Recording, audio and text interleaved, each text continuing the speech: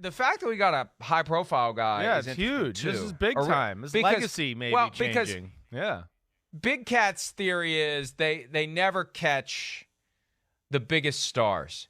And maybe that's a litmus test as to whether or not you're truly a big star currently. They only catch you if you're not currently a big star. Because how many big stars, while they were big stars, while they were top receiver in the game, top quarterback in the game, top running back in the game, how often is it that one of those guys gets popped for PEDs? Right. Well, that's conspiracy Mike stuff, although it's Right. not my conspiracy theory. It's Big Cat's.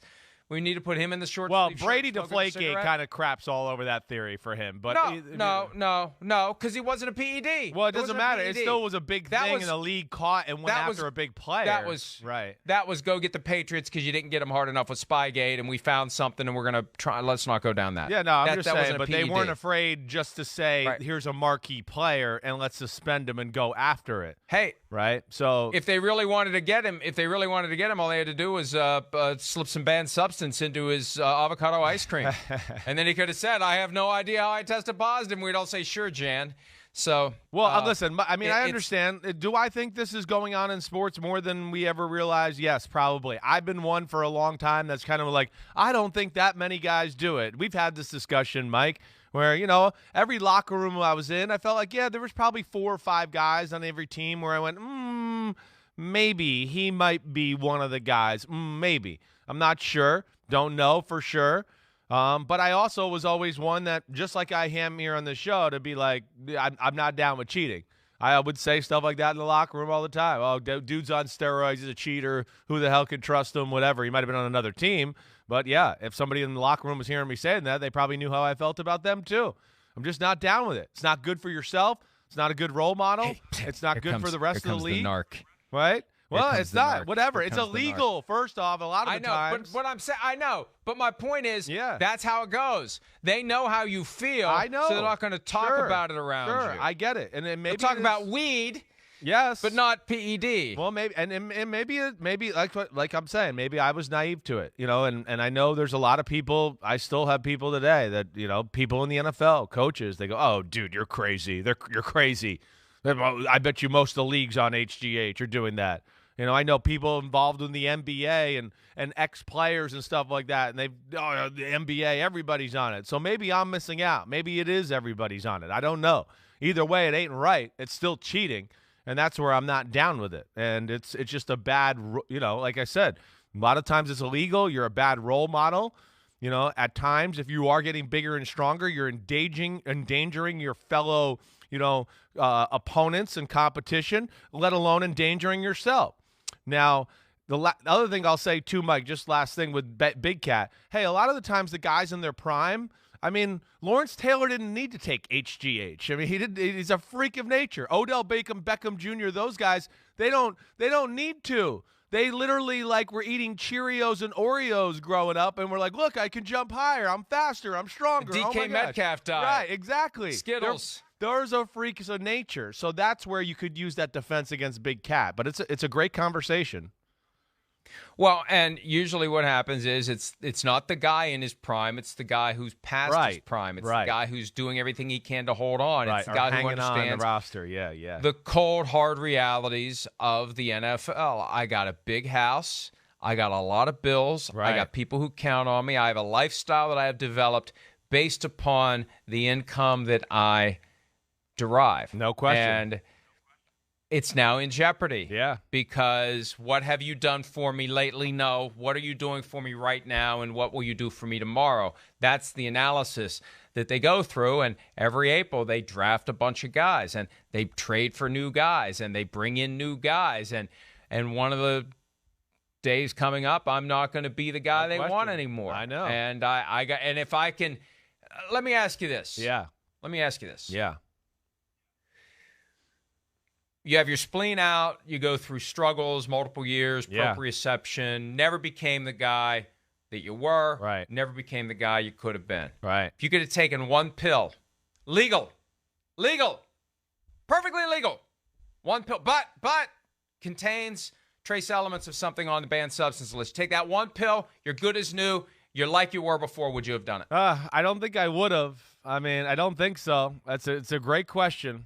You know, I don't. I mean, hey, HGH was a thing at that time. There was a little, you know. I mean, I don't think I would have been. They weren't testing for it then. I know they weren't testing for it then. I just don't think I would have. I don't think I would have gone down that route.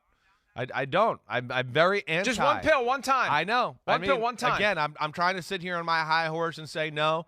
You know, you put me back in red that pill, time, blue pill, and like you just said there, maybe I would. Maybe I would. I've had these conversations with even like ex-players, like guys that are in like my dad's age group, and that's so on. And they allude to some of the things you're saying. Like, I don't know if I was playing in this day and age. Maybe I would be doing it. Maybe I would. I mean, especially if I found out some other guys in the locker room were doing it and guys I'm playing against. And, you know, there's the peer pressure and the things you're talking about, the economic pressure, the competitive pressure. I get all that. I'd like to think that I wouldn't fall into that. And I never looked for anything like that as far as an angle to make myself healthy.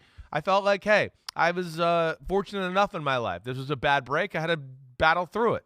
And that's just kind of the way I approached it, and that's the way I always approach it.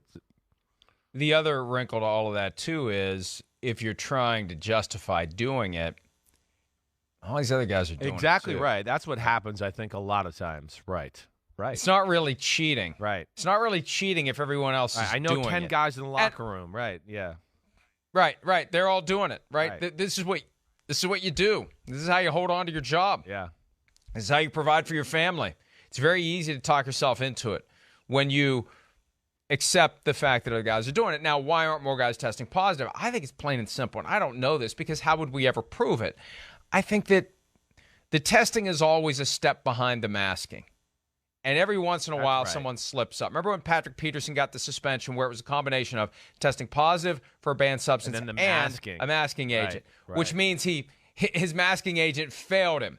So he got popped for the masking agent, which was detected. It didn't mask itself or the thing it was supposed to mask in the system. So I think to the extent that there is something going on more broadly than what we know about with the positive tests, they're doing a pretty good job of staying a step ahead of the testing technology, and it's a never-ending battle, and every once in a while somebody gets caught up in that margin of they've advanced the process and that masking agent isn't good anymore. And look, the subculture, if there is one, we don't know, because all we know is, guys, I don't know what the hell happened, but if there is a subculture of deliberate, affirmative, I'm going to take what I need to do to get my body healed cheaters out there, the conversation today may be, that stuff that DeAndre was taking, a mask, it doesn't work anymore. They got him, so we got to find something. What's next? What do we use now to stay ahead of the so? Well, here, last thing I want to say. This is another thing that's popped in my brain in the last 24 hours because I knew we were going to talk about this. I wish the NFL or the NFLPA could maybe implement something like that. Oh, wait, you're going to be out for 8 weeks. We'll give you a 2 to 3 week period to take HGH or whatever to expedite your healing process or do something like that to where you can now do that stuff. They know it. I would love to see something like that. Hey, it's the world we live in. It's 2022. That's great. But then, again, if we find those traces of things after you're healthy or past this point of, that line of demarcation, then your butt goes in the drug program. You're stuck. So you got here's a little window. That's a tough one. I know it is. That's a tough one to balance. Like that. I know it is. On the field, though, Mike, that's going to be a big issue for the Cardinals. Hi, I'm Mike Tirico, and thanks for watching. Make sure to hit subscribe for the latest news and highlights from NBC Sports.